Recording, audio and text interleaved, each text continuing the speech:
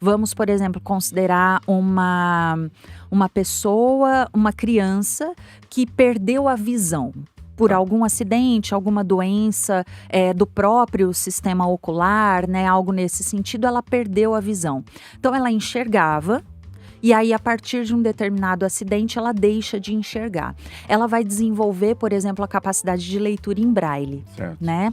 O que é muito interessante a gente observar é, por exemplo, que a área onde está representado na região do cérebro da sensibilidade, as pontas dos dedos, vai assumir uma proporção maior. Peraí, você está dizendo que a gente sabe a área do cérebro que está...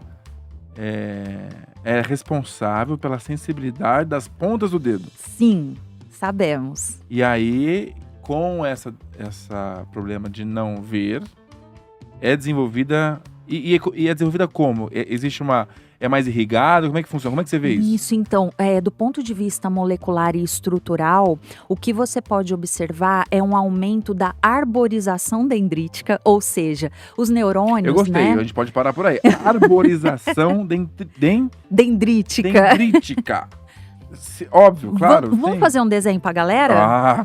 Já é. Que está saindo aí? Vai sair aí pra galera, ô Clebão? Vai? Vai? Então tá já livre, é. Por favor. Vamos exercitar meus aqui, dotes. Pronto. Desenha demais, hein, Pri? Que baixe o Picasso em mim. O pessoal tá lá. vendo lá. Estão vendo lá? Tão Maravilha. Então vamos desenhar um neurônio bem representativo, tá? Os neurônios são células extremamente importantes no sistema nervoso central, mas não são o único tipo de célula. Mas vamos fazer um bem representativo aqui, que seria um neurônio multipolar, tá? Olha, até que mandei bem. Tá ótimo. Deixa eu fazer claramente aqui um neurônio. Claramente é um neurônio. E o neurônio tem essa cara, né? Precisamos um pouquinho de fé? Específica, Precisamos. Né? Não, Ó, o pessoal aqui do estúdio achou que era uma pipa. Você não zoa. Tá vendo? Por isso que eu não chamei o Clebão pra vir entrevistar aqui. Clebão, quantos desses tem no seu sistema nervoso central, Clebão? Um monte? Um monte. Eu vou chutar. 5 mil. Muito pouco, né?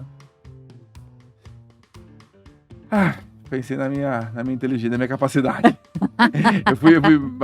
Baseei por ela. Não, 5 mil é muito pouco, claro que é pouco. Quantos? No sistema nervoso central? Vamos pensar, sistema nervoso central engloba tudo que está dentro da nossa cabeça, que vai além do cérebro, né? Então é o cérebro, mas também o cerebelo, que fica logo aqui atrás, muito envolvido com movimento, postura, equilíbrio, e uma regiãozinha anterior ao cerebelo, bem na frente dele, que é o tronco encefálico, onde estão centros de controle dos nossos batimentos cardíacos, da nossa respiração, do nosso fazer ou não fazer xixi, deglutir, tudo isso, centro do vômito, tá nessa região do tronco. Então, e o sistema nervoso central inclui também, além de tudo que está na cabeça, a medula espinal, né? Então, considerando tudo isso, nós temos cerca de 80 bilhões de neurônios. Mais de 5 mil. Um cadinho só mais. Um monte. O Kleber acertou, então. Um monte. Um monte. Quanto? 80 bilhões. Em média, aí, um adulto mediano tem em torno de 80 bilhões. E sabe o que é muito legal? Desses 80 bilhões de neurônios que nós temos, cada um deles estabelece simultaneamente, em média, 5 mil conversas com os neurônios ao seu redor. Tem neurônios que estabelecem até 200 mil sinapses. Mas um neurônio? Um só. Um neurônio? Um só. Até 5 mil? Isso. Ele consegue estabelecer 5 mil sinapses simultaneamente. Alguns estabelecem até 200 mil simultaneamente. Olha a complexidade do bagulho. É demais, né? Nossa, Priscila, agora você... É uma loucura, né? Vai pegar, hein? Mas esse é um neurônio. Esse é um neurônio. Tá. E aí, quando a gente fala da arborização dendrítica, né, que nos trouxe aqui a esse desenho, esse aqui é o corpinho do neurônio, tá? Então, essa é a região do corpo onde estão organelas, como mitocôndrias, retículo endoplasmático, rugoso, né? Aquelas coisas que a gente aprende no colégio. Um abraço pro Tom Zé. Um abraço pro Um Tom abraço Zé. pro Tom Zé. Isso mesmo. Nosso professor de biologia. Ribossomos e tudo mais. Tá aqui no corpinho. Esse prolongamento maior dele é o axônio, por onde transita, né, o potencial de ação, que é essa variação elétrica, e ele sempre vai transitar em direção ao que nós chamamos de terminal axonal, que é essa regiãozinha aqui. Tá?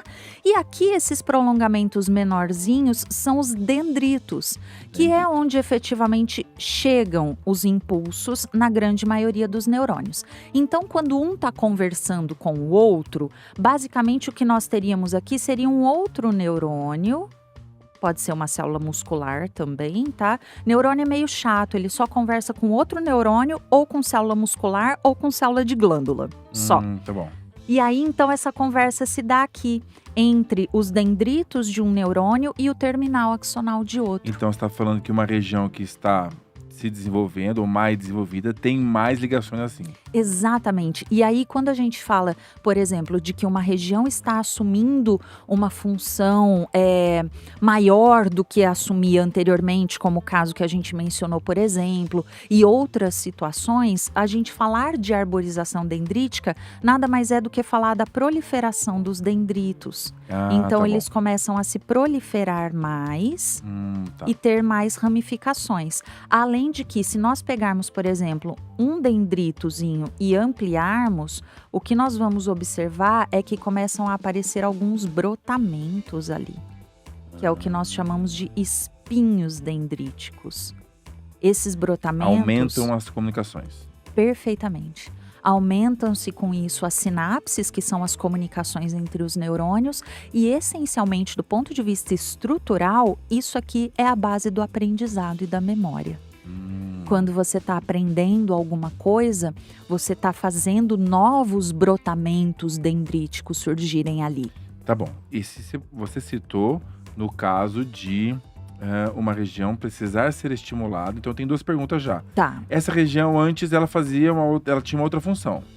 Ela poderia ter a mesma função e agora ela está se aperfeiçoando, porque, por exemplo, antes de perder a visão, essa criança hipotética, nossa, já tinha sensibilidade na ponta dos dedos. Perfeito. Então agora ela tá está se aperfeiçoando, mas o que não exclui o fato de que uma região que agora deixa de ser utilizada, como, por exemplo, uma região muito voltada para a visão, agora nessa criança não tem mais utilidade. Ela pode começar a assumir outras funções.